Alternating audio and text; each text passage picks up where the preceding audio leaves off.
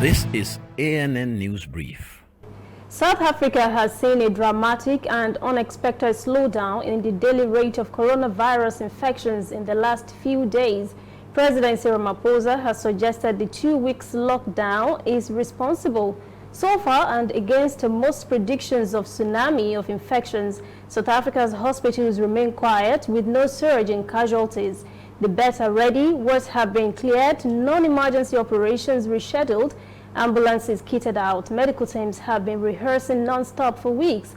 Managers have spent long hours in online meetings, drawing up and tweaking their emergency plans.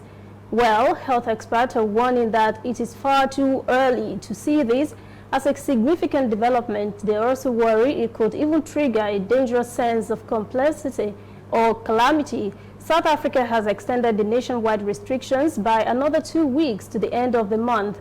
Globally, the number of confirmed infections of the novel coronavirus has exceeded 1.5 million and more than 89,000 deaths. World Health Organization (WHO) officials said on Thursday some African countries could see a peak in coronavirus cases in the coming weeks. The advised testing should be urgently increased in the region.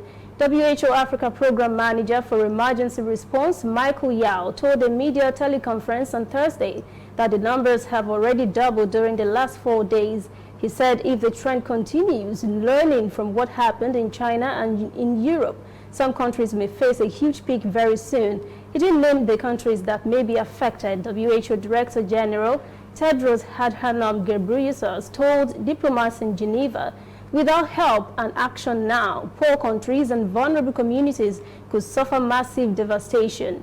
Meanwhile, the World Bank has said in a report published on Thursday, although Africa accounts for a fraction of global cases of the disease, its countries are feeling the economic impact. It says the outbreak is expected to push sub-Saharan Africa into recession in 2020. We'll be right back. Whether in your house, at your office, on your phone or online, we are there. We have the facts behind the headlines. We cut to the chase with the news you really need. We cover every angle. We are the bigger, better news network. We are African News Network. ANN. Watch ANN News on MITV from a truly African spirit. The Ethiopian Parliament has approved a 5-month state of emergency to fight coronavirus pandemic.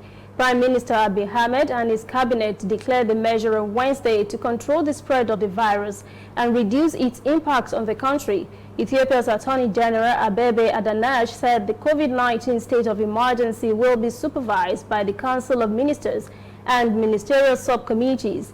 Previous states of emergencies were overseen by command posts, which have often been accused of gross abuse of rights, including targeted arrest and use of lethal force against persons believed to flout the orders.